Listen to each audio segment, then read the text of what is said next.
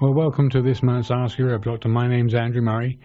From the 7:30 until the end of the show, callers are invited to call in with any questions related or unrelated to this month's subject of kind of mixed topic, really. It's a little bit of economics, a little bit of greed, corporate greed, and idealism, and a couple of characters from the mid-1850s who had some very visionary thoughts about such concepts as the biosphere and noosphere are going to be woven into the discussion.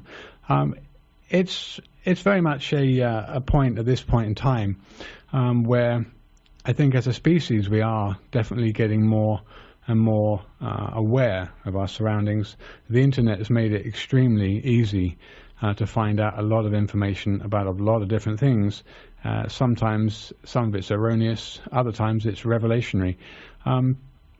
So there's plenty of data to support lots of arguments on both sides of the coin. If someone wants to argue something, you can get on the internet and you can find a lot about it, sometimes erroneous, sometimes accurate. But the idea is that we have got more freedom than ever. We're not confined, as it were, to libraries to sift and trawl through volumes. We've got at the push of a button the chance to find out all sorts of things that we would never have had access to, and so therefore dissemination of knowledge has become much freer. And unlike in times past when academia and education was reserved for those people who had power, influence, money, hereditary money that would have kept them in the right position, anybody with a desire to know more or a passion to know more about a subject can get on the internet and fairly quickly come to a fairly accurate opinion about a lot of things. And like I said, sometimes information on the internet is not accurate and can be misleading. I've found in the past here with talking with Dr. Pete and looking at lots of research articles and clinical trial data and all sorts of controlled double-blind studies and placebo-controlled studies and randomized studies, and even studies that are seemingly scientific can actually be misleading and erroneous. So just look at all the data, folks, and look at it objectively. And you can generally find the fault in some papers, and you can more often than not, if there's money involved in it, just follow the money, and that will also lead you to the direction that will reveal some of the truth about it that you may not have read or seen. So, like I said, this month's subject is going to be a medley of things, but with economics and greed at the heart of it. And as a species, we are probably more so now than ever, more relaxed, if you like, and there we have less, and I don't mean this from a physiological perspective, but less stress on us to survive because things are available in convenience stores and we don't have to hunt them now. We don't have to grow them. We don't have to have those skills. We're becoming less physical as we become more cerebral, perhaps, and things are there, just like Amazon will deliver it. Not that I agree with Amazon, but Amazon will deliver it to your door. You don't have to go out and get it anymore, and as long as you're earning a wage, there is some disposable income at your disposal to do that. So that's part of this evening. I just want people that are listening to the show just to really sit back and think about what I'm going to say, because I get my head into it a lot, and it still strikes me as kind of mind-blowing when I read these things and get into it in more depth and truly expose myself to it. It just highlights to me how little most people probably know or understand about what I'm going to say. And I think the largest excuse that you hear from people is, I'm too busy to get involved. And that's true enough. Most folks here are working 2 jobs. Sometimes people are working 3 part-time jobs just to make ends meet. And the cost of everything is skyrocketed, and our attention is being captivated by working so much so to make ends meet that we have much less time now, I think, than in the past to get involved in politics and to organize and steer the government the way that we, the people, want it to go. And I think the opposite happens, where we're completely blindsided by the economics of the day that we live in and the debt that most people live in, that they just don't have the time or the want to get involved with politics, not understanding that it's the root cause of the reason that we're in the debt and the poverty that we're in. So it's very much up to us to get involved, and getting involved with local government is probably the easiest first step that people can do to try and make positive change in their area. That's why I'm so pleased really to be in Humboldt and this part of California anyway, especially. There's a lot of grassroots movements. There's a lot of independent, free-thinking people. There's a lot of people with a lot of talents. Sometimes they don't get expressed as much as they could, but ultimately there's a lot of people in this area largely that have a much more eclectic outlook and a much more free thinking and questioning and examining kind of spirit in them, which I think is very important in order to keep open society as open society and not controlled by the ever-increasing government that we have. So, excuse me, Dr. Pete is on the line, and I know that most people who've listened to the show certainly understand where Dr. Pete is coming from. He's a very open-minded free thinker who has spent most of his life in academia, researching after doing his PhD, researching subjects that are increasingly being brought to light to be showing us a very different way to live and a very different perspective that he has on many different subjects. So I will be joined by Dr. Pete here in a moment. I wanted to start with a kind of monologue that I drew up during yesterday and today as a kind of basis for the show, but always we'll get Dr. Pete's perspective on it, because it's very different from how you would normally think he would answer things. So I'd be quite interested to hear how he's going to respond. I never really plan this with him. We never really talk about how we're going to answer the questions or what I'm going to say and what he's going to say. He's always very ad-lib and extremely lucid. I think he's 81 or 82 now. Maybe he'll correct me when he comes on, but he is more lucid and with it than a lot of 20 or 30-year-olds academics that I've known and know. So anyway, what I wanted to say was that from an economic perspective then, let's just look at greed, coupled with runaway inflation and the resulting decline in spending power of industrialized nations. It fuels this chemically altered world that we live in. Now, this economic uphill struggle to support sustainability and organically raised foods creates a sense of loss for an otherwise enhanced and healthy environment, both psychologically and physically for us all.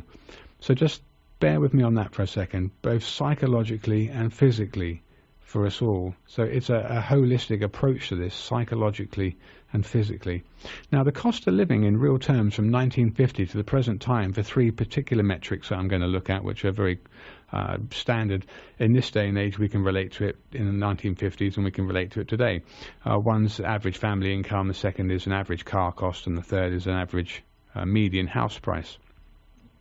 Okay, so in 1950, the average family income was $3,300, and the average car cost $1,500, and the median house price was about $7,300. So your average car cost would be half of your average income, and your average house price would be just over 2 times your family income. That was back in 1950. Now, when you hear people talking, you hear the 20-year-olds or 30-year-old millennials talking about price of living, the cost of things, and their parents saying, well, in our day, it was a lot cheaper, and their parents, their grandparents saying it was even better in our day when America was great. And I know it was. It's not so great now, unfortunately, folks, but that's another subject. So from the 30s to the 50s, things were really doing very well for the States. And from the 50s even to the 70s, things were going really well. Around about 1973, things started rapidly increasing in price, and the average wealth of people started rapidly declining. And it's funny, when you look at the national debt that also took a rapid spike, actually much more around the 90s, but after the oil problems in the 70s and the price of gold being fairly high, then you'll find that things started shifting as various other products became the kind of leading market dominators. So anyway, those three costs, the average income for the home, the average income, 3,300, the average car was 1,500, and the average median house price was 7,300. So now these important metrics allow relative comparisons across time now when we form ratios from them. So the home price income against income was 2.2, and the car cost against income was 0.45. Now in 2014, the US Census Bureau showed these following values. The average family income was $51,000, the average car cost $31,000, and the median home price was now $188,000. So as a ratio here, an index, the home price to income has suddenly gone to 3.7, which is 1.68 times what it was in 1950. So no wonder people can't get on the housing ladder. This was the same when I was young in the 80s. I know that then people were just able to get onto the housing market ladder, and by the 1990s it was becoming very obvious that it was getting very expensive to get your initial down payment for a mortgage anyway in England, that previously had been quite attainable by people 20 or 30 years ago. Okay, the engineer's telling me there's a caller on the line. Well, let's go with the caller as he's here. But generally I wouldn't. But let's take this caller. Caller, where are you from, and what's your question? Oh yeah, greetings from San Francisco. Okay, what's your question, caller? Well, a couple of different things. I heard you talking about the standard of living from 1973, and that corresponds to a point when Richard Nixon took us off the gold standard. Mm-hmm. And I'm wondering, I don't know if you've ever interviewed Frances Moore Lappé. She wrote the book Food First, Beyond the Myth of Scarcity.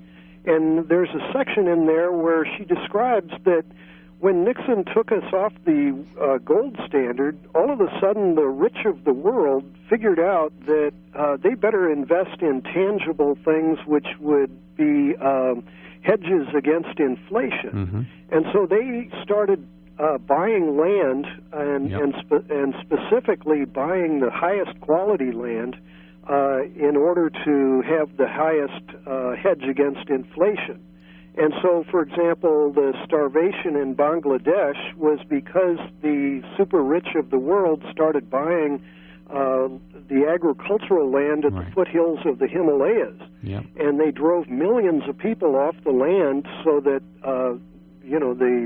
I think they say that the erosion off the Himalayas is going to go on for another 10,000 years.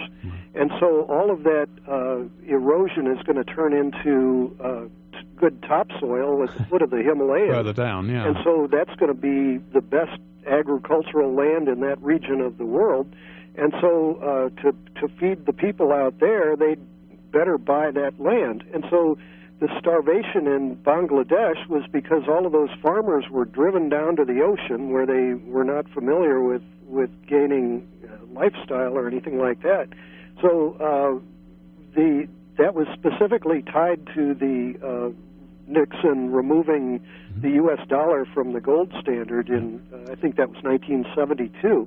There's another book that also gives some attribution to that, and that's called the Making of the President series. Right. And that Making of the President series, if you look for the one for 1972, that also talks about the re-election year of Richard Nixon.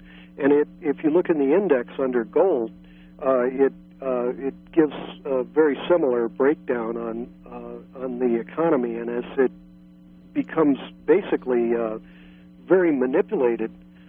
The other thing I was going to raise, and my ears perked up when you were talking about people having deliveries, Amazon and whatnot.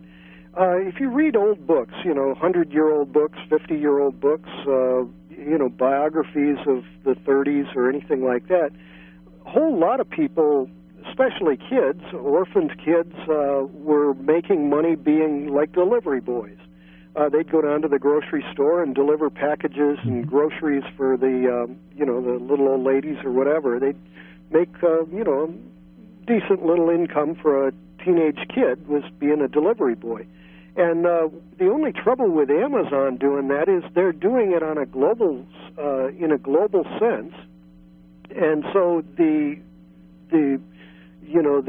new generation of kids are no longer able to make money on the side being delivery boys. And what's even worse with Amazon is that the payment is done electronically, which means that every small town that gets a delivery, that money is sucked out of town right away. Mm-hmm. It no longer stays in Ukiah. It no longer stays in Shreveport, Louisiana, or anywhere else. That money gets sucked to the corporate headquarters of Amazon, and so the local economy is decimated. Where a delivery boy becomes a stable part of the local economy. Sure. When Amazon takes over something as mundane as delivery driving, that all of a sudden creates a colony economics. Yeah. Well, I was going to get into the whole point of wages in real terms and the importance of supporting local economies, because local economies are not controlled by central government, and we have much more say in a local economy-driven environment. So sure. Thank you for that call. I don't generally take calls before 7:30, so I was kind of a little bit caught out, but I don't normally like to turn people down. So let me just briefly say that the number to reach 7:30 on, if you'd like to call, is 923-3911 for the local area. And as we always have found, not just in California, but from the west to east coast, people have called in before now, and outside of the USA, from Australia to Helsinki and Finland, we've had callers. But anyway, there's an 800 number, which is 1-800-568-3723, and we can be reached on the web too. So Dr. Pete will be joining us fairly soon. I just wanted to get through with what I've started as an introduction here. I just wanted to get at the point that the cost of living has rapidly increased.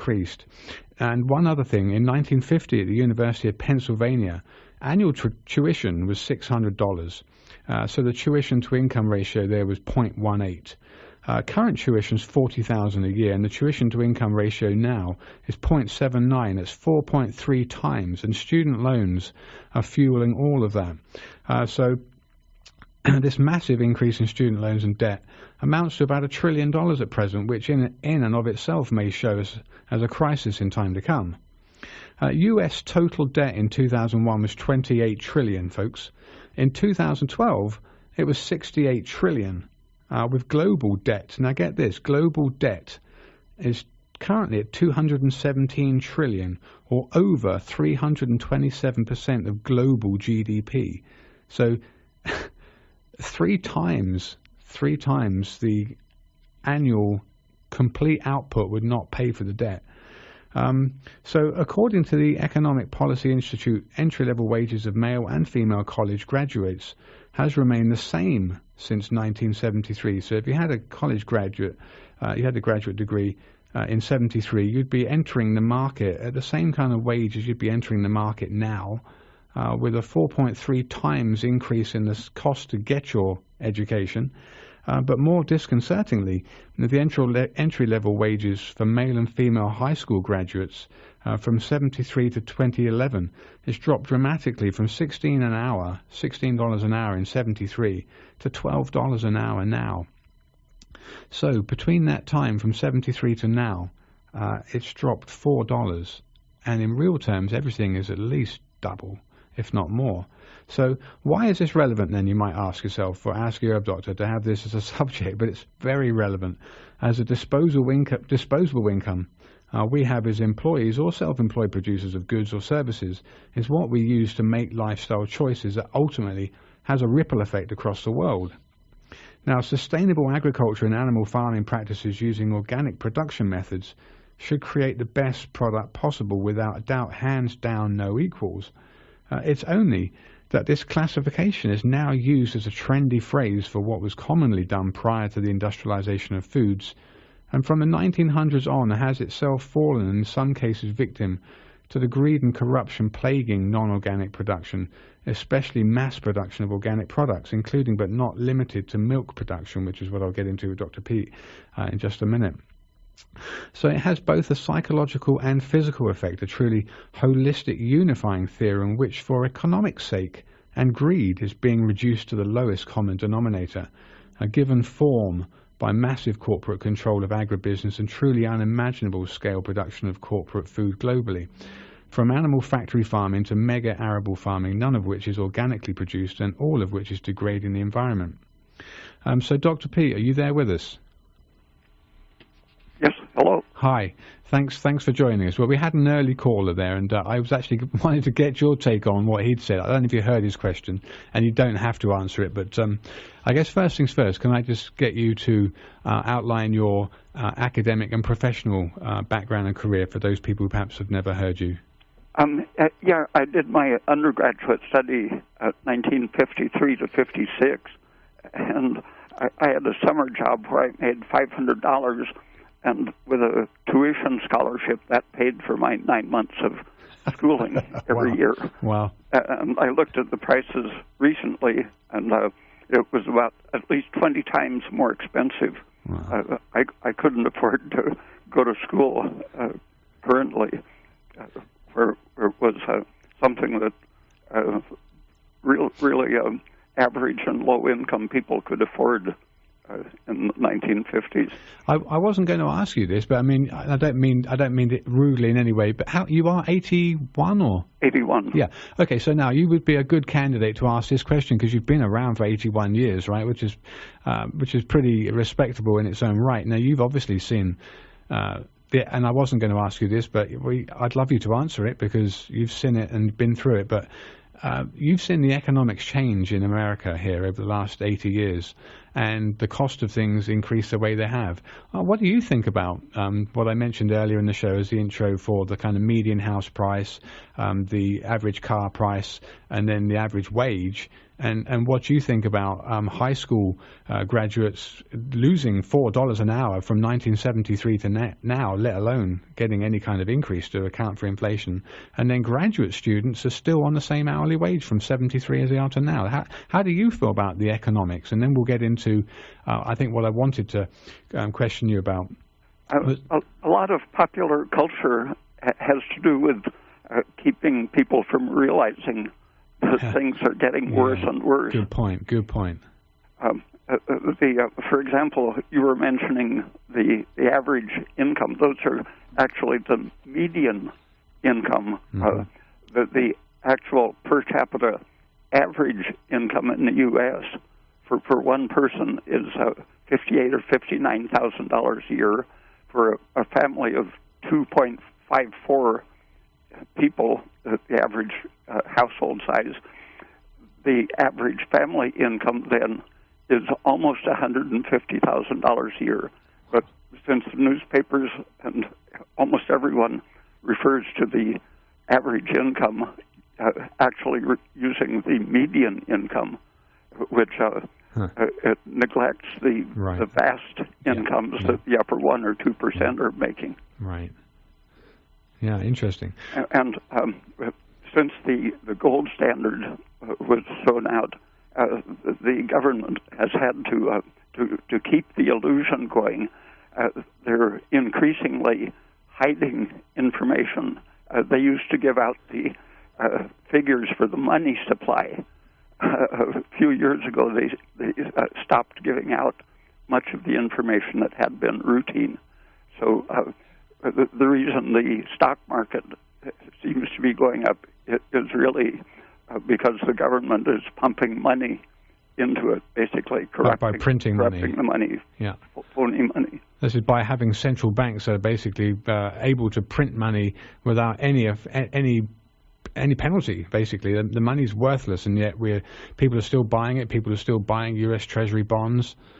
Still buying U.S. debt, and the oil is still pegged to the dollar, which is why the whole petrodollar thing was coming under scrutiny, and it still is, and the Chinese were perhaps trying to break away from it. And I know in a lot of conspiracy circles, at least the reason why Muammar Gaddafi basically was wanting his population to be free, and he was socializing them, and the Muslim population there was being very westernized and actually not at all radicalized. realized, and how he was going to use fairly large reserves of gold that he had to go back to the gold standard and get into trading oil in Libya with gold, and actually, I think, starting to encourage the other Arab nations to do the same. And this is when he was taken out, and this is the whole... It was the same with Saddam Hussein. Right. He was trying to get off the petrodollar, and Venezuela is doing the same. Exactly. And then look at them. They've all been either taken over, or their government's been supplanted, or their country's been thrown into civil war. Yeah.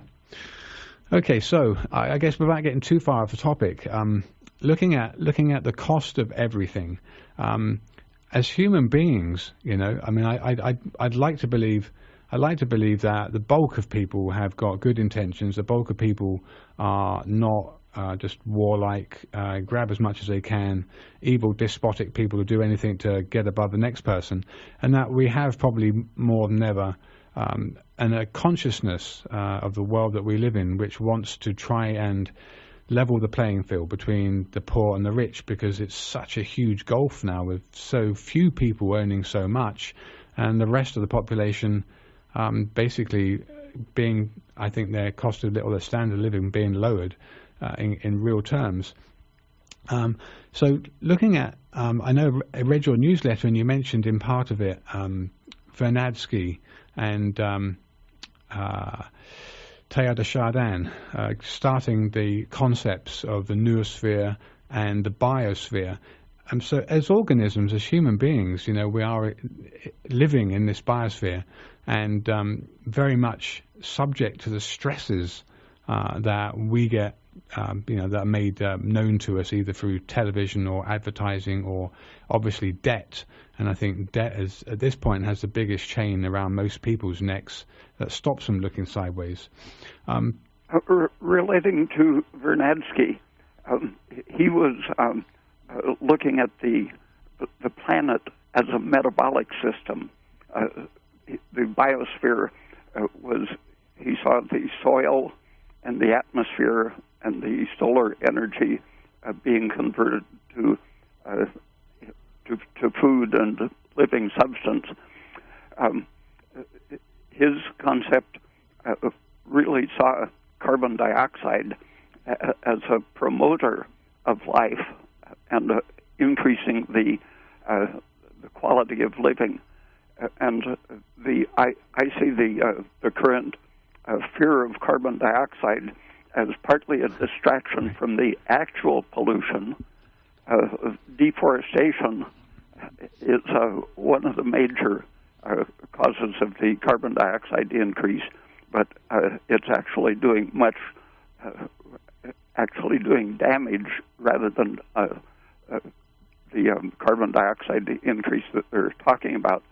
It's degrading the rivers. The oceans are being degraded by the petroleum spills and chemical runoff from the use of mass chemicals in agriculture. But the propaganda machine, for example, the website Politico, it was funded by the money from the biggest bank in Washington, D.C., and it represents the ruling class ideology. An article that came out on Politico a few weeks ago was written by a mathematician saying that he had demonstrated that the rising carbon dioxide was going to degrade the food supply by stimulating the growth of plants. And his reasoning was that it was based on a complete upside-down version of what happens when you shine light on plankton. It stimulates the growth of the plant part, the algae, and absorbs carbon dioxide and suppresses the growth of the animal part of the plankton. And he said that was analogous to the stimulation of plant growth by carbon dioxide. But what actually happens in the first part of his explanation. The plant growth stimulation by the sunlight steals carbon dioxide that would make minerals available to the animals. So it's the carbon dioxide deficiency that he started from to argue that a carbon dioxide excess would do the same thing. So he was completely unbiological and backwards in his reasoning, but that went around. Many other media picked it up and argued that it's really degrading the food supply to stimulate growth with carbon dioxide. But Vernadsky was exactly right. The carbon dioxide is part of the soil forming process. The plants secrete acids from their roots to dissolve minerals, but the carbon dioxide carried into the soil from the atmosphere is part of the process of making minerals more available to plants. So the mass media are still promoting myths to confuse the argument, make people worry about a false process. Get them looking in the opposite direction. Real pollution. I think what you said captured that when you mentioned the fact that it's in the American government's machine interest to steer people away from looking too hard in the right direction and not publishing a lot of figures that you mentioned in terms of financial fiscal figures, especially to do with government debt. Well, we hear about the government debt a lot, but there's a lot of other features of banking and finance that we don't hear about these days that used to be published. And I think I was thinking when that caller called in about Nixon and the gold standard in '72, that Nixon got taken out not long after being involved in politics by that Watergate scandal, which is nothing compared to what's going on now, or what has happened in the last few years. It would make Watergate look like a complete Tea Party. Okay, so you're listening to Ask Your Doctor on 91.1 FM. From now until the end of the show, 8 o'clock, you're invited to call in with questions either related or unrelated to this month's mixed topic of economics, organic production, and holistic ways of being, really, in terms of finding out the information and making real, proper life choices. So if you're in the area, 923-3911, or as an 800 number, which is 1-800-568-3723, 1-800-KMUD-RAD. So Dr. P, I wanted to talk a little bit more about the economic side of it. I was thinking earlier that in terms of real wages, in terms of what is the disposable part of your income and what it is that we do as people with our disposable income, and knowing that I think most people, maybe it's just me, maybe I'm just coming from a single-sided perspective here, but I would have thought most people would think that certified organic production is the better option over industrialized farming, and that certified soil practices are better for the earth, and that sustainable and local derived products are better for the environment in general, and that with our disposable income we could put our money where our mouth is and buy those things and support those ideals and those products and boycott those mega corporations that we don't want to do business with. But that the actual real cost of our disposable income has gone down so much, and the government, I think, largely through not releasing these kind of figures to make it obvious to us, have really kept a lot of people in the dark. And I think when so many people are burdened with student loans, where they've gone through an education that's basically worthless, and they've spent thousands and thousands of dollars trying to study something that hopefully they had a passion for in the first place, and they weren't just looking for a better wage from a higher powered job, but they suddenly find themselves in a marketplace with tens of thousands of other qualified people, all earning a vastly lower wage than they were in the 70s, and with much greater debt than they ever had before. So what do you think of that? Even the health statistics, for example, longevity and disease incidence, these are being falsified. In the 90s, the government declared that it had won the war on cancer. Right. And at the time, 94, I pointed out that the Secretary of Health was using phony statistics, and looking at the figures, I predicted that they would have to change the rules by the end of the century, because the way they were falsifying the statistics, the arrival of the baby boom population bulge, by the year 2000, the cancer rate of this huge population bulge was going to make it impossible to keep up the illusion that longevity was increasing, that cancer was decreasing, and so on. And exactly, I think it was the year 2000, the U.S. Bureau of Statistics changed the rules and stopped giving out the raw figures and have only age-standardized figures on health and longevity and age-specific death rates and so on. So people are really being put into a dream world in which nothing is real. Yeah. We do have a caller. Let's get this next caller before we continue that thread. Caller, you're on the air. Where from? What's your question? Hello? Hi, you're on the air. What's your question? Where from? I'm from Bloxburg area. Okay. What's your question? Darn it. I just get lost. Can you hear me now? Hello? Yeah, go ahead. What's your question? Yes, I had a medical question. It somewhat pertains to what you're talking about, but is that all right to ask a question? Sure. Yeah, go ahead. Hello? Yeah, go ahead. Can you not hear me? Yes, I had called back years ago, and I had this lump on my neck, and Dr. Pete had suggested eating carrots and other things and not going to any kind of a CAT scan or anything like that. So this went on for years, and it ended up being a cancer tumor. And I had it removed in Mexico, and then came up here and went to chemo and radiation. And my medical question is a year later now, I was cutting a small amount of poison oak, and I thought I had poison oak on me, and all of a sudden this huge rash went over my shoulder and down around the area where the tumor was.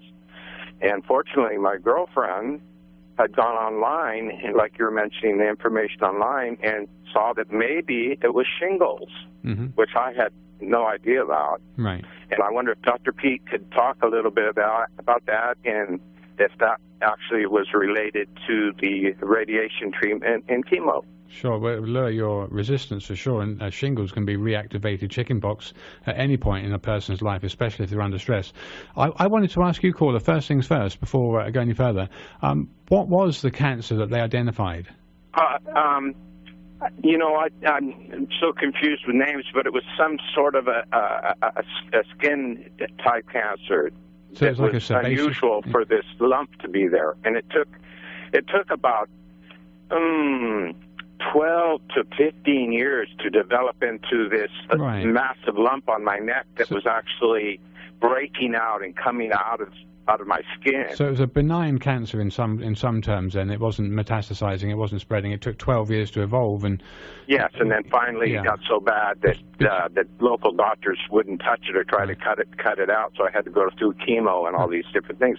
But it's somewhat much better now. A little swelling there. Okay. And I was just wondering if that had something to do with the shingles, or if I should go and consult a doctor. It's going away now after about a week, but it looked just like a bad case of poison oak. Okay, was it extremely sensitive to the touch? Very sensitive, but not very itchy like poison oak would have been. Was it in a defined... I'll just jump in very quickly before I let Dr. Pete answer, but I'm just kind of interested. Dr. Pete probably won't agree with this even. I've always been taught that shingles is a defined dermatomal area that can, along the length of the nerve, erupt into vesicular outbreak. But Dr. Pete, let me ask you, because I know you've got a probably very different approach to what this gentleman was talking about. Just in case it's actually poison oak, I had the experience in my teens of being extremely sensitive to poison oak. I was working in the woods for the Bureau of Land Management, and could hardly stand. My sleep was interrupted by extreme poison oak, and the word went around the camp that vitamin C, which was new on the market, it was just fairly expensive, coming out in 50 milligram tablets. The word went around that vitamin C protected against poison oak. So at the end of the week, I bought a bottle, took a few tablets, 50 or 100 milligrams, and suddenly the poison oak disappeared, and I never had it again. About 65 years later. Yeah, I'm not really sensitive to poison oak. I've been here for about 40 years. I get it just a little bit, but it was like just a little bit, and by a day or two later, my whole shoulder and down my back turned into these huge bubbles, these blackening bubbles. And I've been familiar with poison oak. Usually it's blotchy, and if you itch it, it gets worse and worse. But this was like just a takeover of my skin. And is that very... I had that form of it, bubbly and crispy, crusty. Yeah, just all down my back and stuff. But on one side of my body, though. It's not on any other place. Just all over the one side, shoulder, underneath my neck, down my chest a bit, and now it's getting better. I've been eating organically for years and years, so I assumed that my diet really helped. And then we put like witch hazel on there to calm it down, and some neem oil and other things. So is it something that you should pay a lot of attention to later on, or will it go away and just be gone? If it's poison oak, it's possible that you'll never suffer from it again. If it's a virus, shingles, I think it is a good idea to have your vitamin D level checked. Vitamin D is a very powerful antiviral. It regulates all the levels of your immune system, and your serum level should be in the middle of the range, around 50 nanograms per milliliter. Oh, okay. Okay, well, we do have two more. Thank you. You're Thank very you very welcome. much. I appreciate that. Yeah, I appreciate your call, caller. We've got two more callers, so let's take the next caller. Caller, where are you from? What's your question? Hello? Yeah, you're on the air. Where are you from, and what's your question? Hi, I'm from the New York City area. Okay, and what's your question? I was wondering if Dr. Pete had any advice on finding dentists who use the filling materials he recommends, which from what I read was calcium oxide for root canals and Soro cements for regular fillings. And how should I understand the importance of those materials? Dr. Pete, filling material for teeth, what's your current? For the root canal, I think the calcium, it's antiseptic and anesthetic, and it's traditional, but safer than the gutta percha or metal fillings. And I think the composite fillings are now high enough in strength that they're good for even the chewing teeth. Okay. Do you have any advice on finding dentists who use those? Because I think I've emailed like dozens of people and haven't found much results with that. I've for about 50 years had all my dentistry done in Mexico because they emphasize skill, dexterity, and care rather than speed and profit.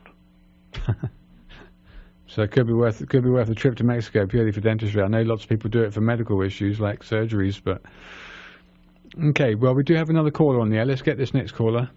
So, caller. Hello. Yeah, where are you from, and what's your question? Yes, I'm from Phillipsville, and more than a question, I have a comment. The fellow that was talking about getting poison oak and then it turning into shingles, but he talked about having cancer, having this lump that grew and became very large, and he had to have all kinds of cancer therapies to get rid of it.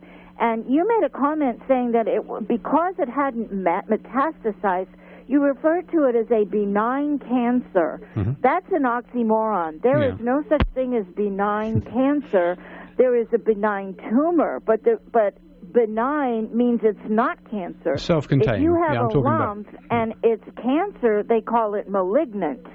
If it's a lump that is not cancer, they call it benign. So there's no such thing as benign cancer. So what were you talking about?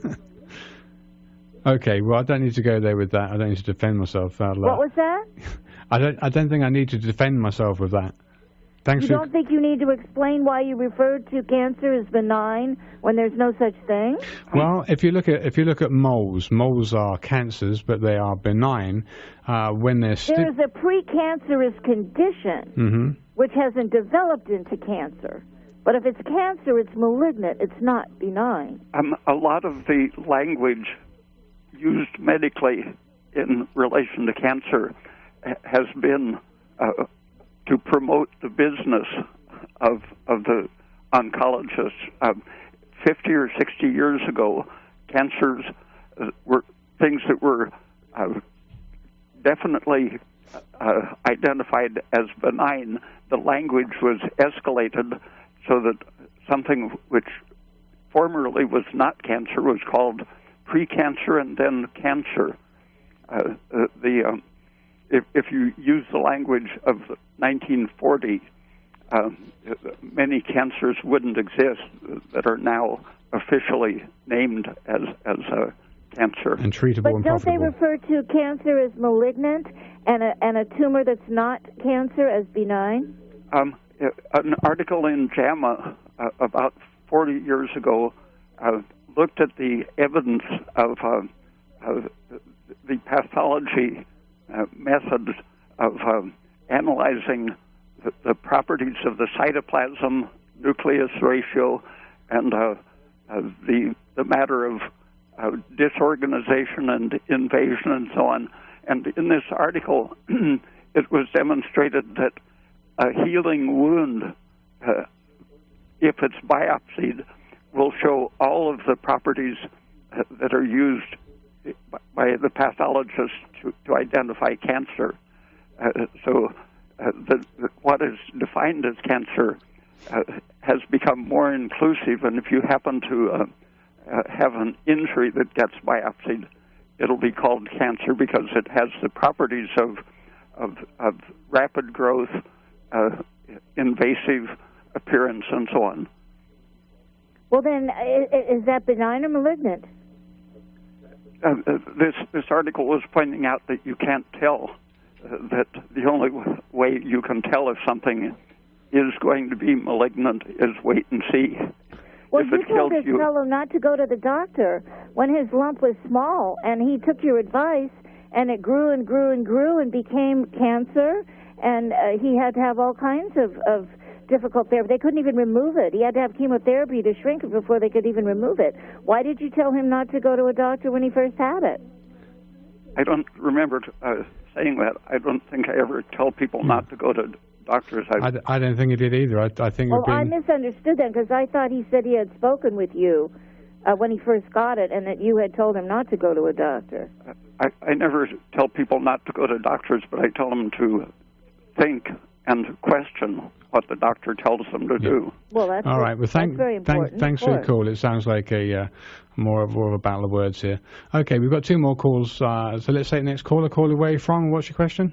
I'm in Whitethorn. I have a comment and a question. My first comment for the prior caller is the best dentist I have ever seen is James Matson in Fort Bragg. Okay, James Matson in Fort Bragg. Yeah, Dr. Matson. Okay, all right. Laser, super high-tech, very professional, very soothing, great dentist, best one I've ever seen. Okay. My other question, though, is about sclerosing mesenteritis. Are there any herbs that might help, dissolve the internal scar tissue? Dissolving internal scar tissue.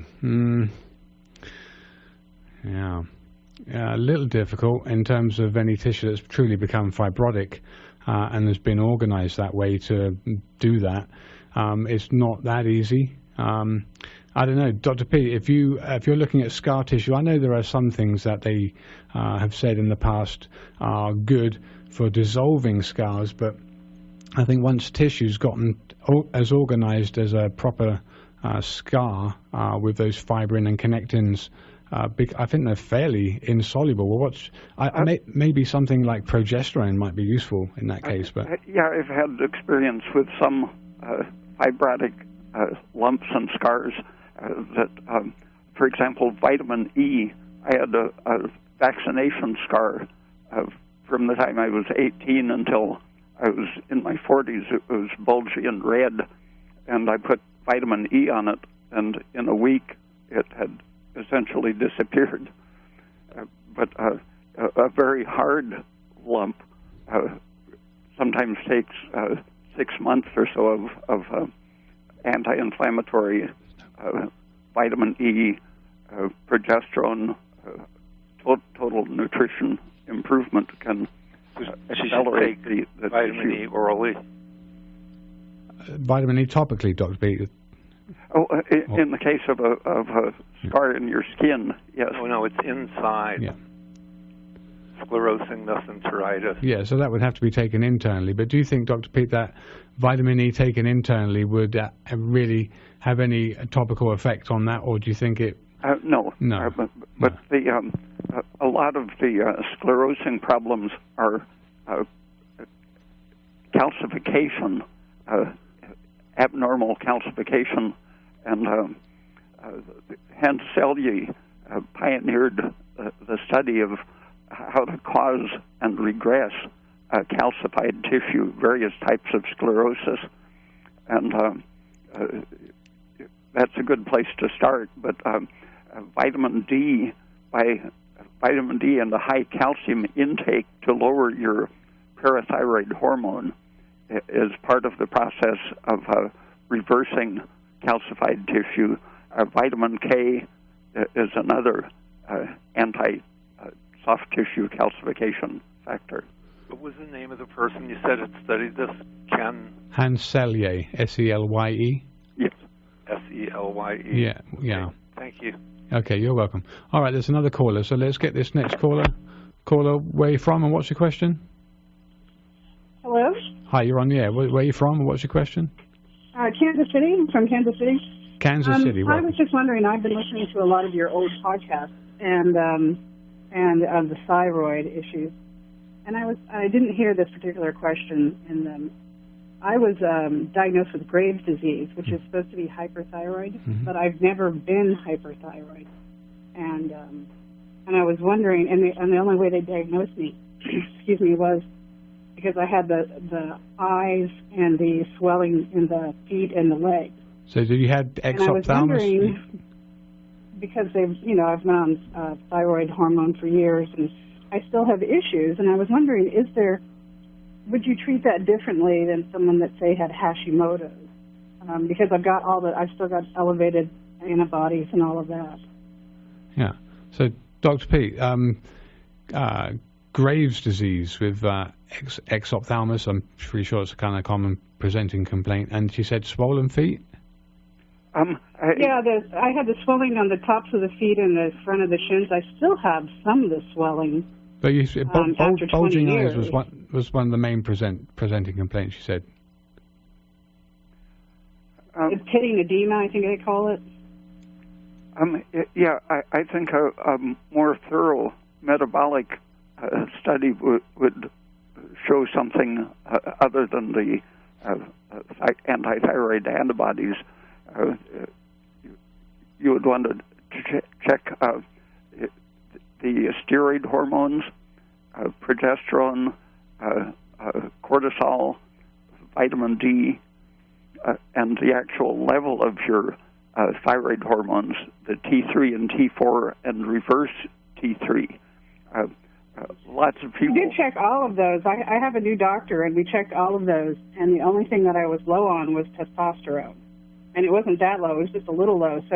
And I've been on vitamin D supplements for 5 years, and it's in the normal. I mean, it's usually between 60 and 80 in that range. But I don't seem to be able to find anything that I can get a handle on. Have you changed your temperature or pulse rate in response to the thyroid? No, my temperature is usually between 96.6 and 97 when I wake up in the morning. But then it goes up during the day. Like, it might go up to 99 by the end of the day. And that is really not consistent with Graves' disease.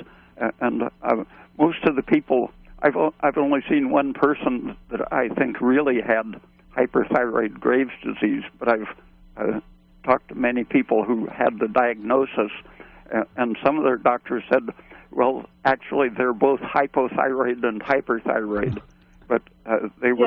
Yeah, that's what they tell me. They tell me I have Hashimoto's and Graves now, because I have all of the thyroid antibodies very high, and I'm on 4 1/3 grains of natural thyroid, and all of my numbers come back right, but, you know, my temperature is all whacked out. I still have some of the swelling. I just don't know what to do next. Have you changed the thyroid dose while watching your pulse rate and temperature and requirement for calories? You mean like taking something that's a fast-acting thyroid, like T3? Because the T4 doesn't act very fast. I mean, the T3 acts within an hour and a half.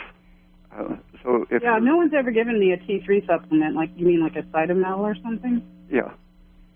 So how would you do that? Then you would take some Cytomel, and then you would watch for what? Do you divide your natural thyroid supplement and take it in fractions during the day? No, because they told me that the T4 part of it, you had to take it 4 hours apart from any other medication and apart from food and everything. So I take it first thing in the morning. Did they explain why you should do that? The well, body. They said something about the minerals binding the T4 or something. I don't quite understand it. Since it takes a couple of days for anything to pass through the intestine normally, sometimes longer, there's plenty of time for the T4 to absorb, and your body doesn't want it to absorb all in an hour or two. When it does that, it induces enzymes in your liver which destroy it. If the liver perceives this huge unphysiological surge of T4 coming in just an hour, it's going to eliminate it 12 hours later, so that you'll actually be hypothyroid 12 hours after you take it. I'm going to have to stop you both there, I'm afraid. We're getting 2 minutes to the top of the hour, and I've got to wrap up with some information to let people know more about you, Dr. Pete, and also just generally close out the rest of the show. So thanks for those people that have joined us tonight. Thank you, Dr. Pete, for your time. Really appreciate it. Okay. Thanks for all the callers. For anybody else who's listened to the show, wants to know more about Dr. Pete, he's got a website, www.raypeat.com. He's not selling anything, but he's got some very good scholarly articles that are fully referenced on lots of subjects that you've probably not even heard about, and some of the reasons why what you think is good for you is not good for you, and the science behind it. So, like you said at the beginning of the show there, before I even asked you about it, the government want to keep a lot of this stuff quiet, and they want to steer you in a general direction.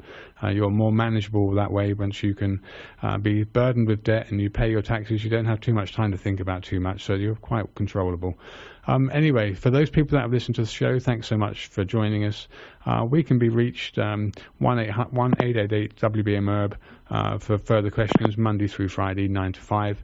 And for those of you who've listened tonight, keep your ears and eyes open. You know, things are not quite where you think they are sometimes. And if you're looking in a radical new direction, chances are you may well find some fruit. Okay, so till next month, next October, we're in the fall. Happy fall to you all.